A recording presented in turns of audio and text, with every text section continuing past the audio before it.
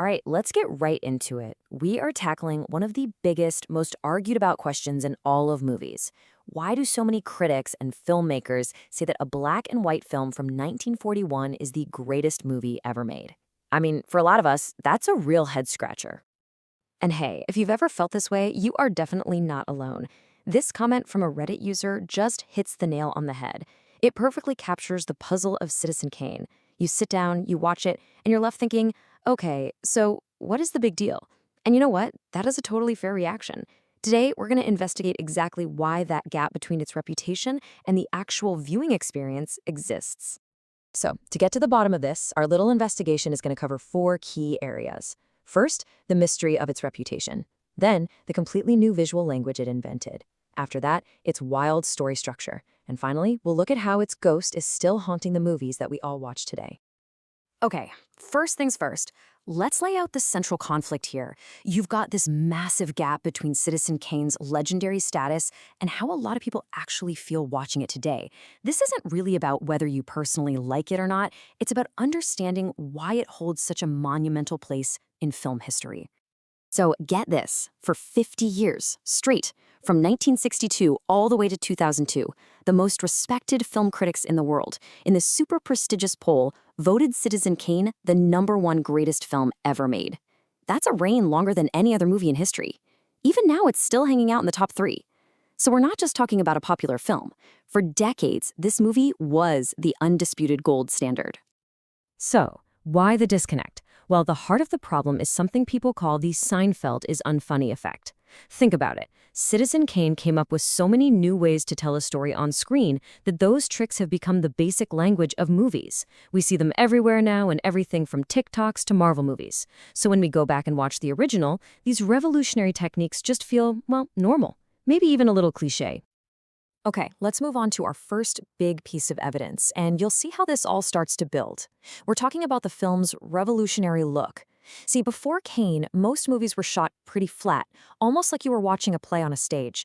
But a 25-year-old kid named Orson Welles and his cinematographer, Greg Toland, they had a very, very different idea. Their #1 weapon was this technique called deep focus. Now, in most movies back then, only one thing on screen would be in focus, telling you exactly what to look at. But Wells and Toland wanted every single inch of the frame to be packed with information, letting you, the audience, decide where to look. And this is where the genius comes in. It's how they use this trick to create meaning. There's this famous scene where in the foreground, Kane's mother is signing papers that will send him away forever. But way in the back, through a window, you can see little Charles playing in the snow, totally oblivious.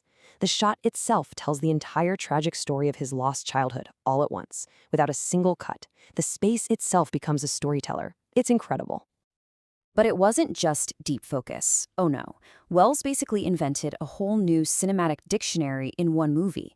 He used these super low-angle shots, so low that they actually had to build ceilings on the sets, which was a first for Hollywood studios.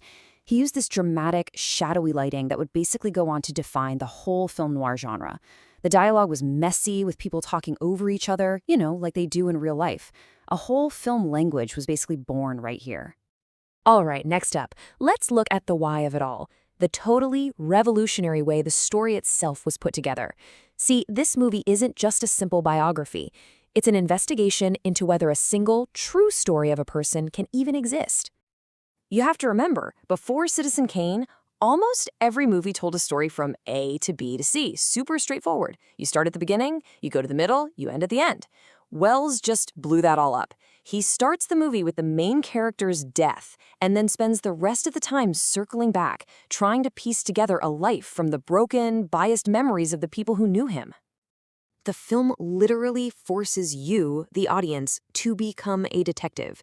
It gives you this central mystery, what did his last word, Rosebud, mean, and then sends you on this journey. You get the official newsreel version of his life, then you hear from his bitter old business partner, then his loyal best friend, then his ex-wife. Each person gives you their piece of the puzzle, and often those pieces don't fit together at all. And here's the most crucial part. The movie never tells you what to think about Charles Foster Kane. Was he a great man? A monster? Just a lonely kid who lost his sled? Wells completely respected the audience's intelligence. He gave us all this conflicting evidence and basically said, you be the jury.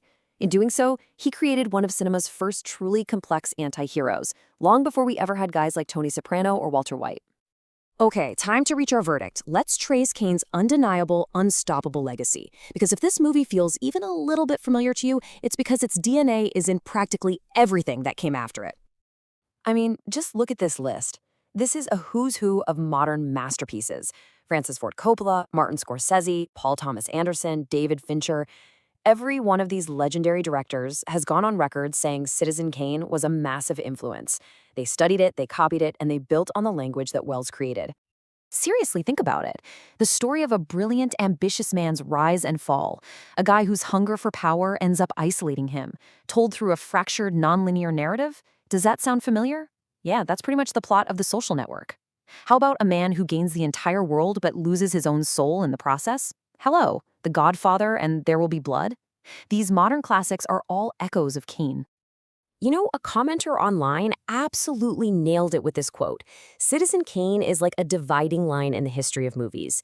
It's the moment cinema really grew up. It went from just telling simple stories to being a complex art form, one that could explore ambiguity, psychology, and really tough moral questions.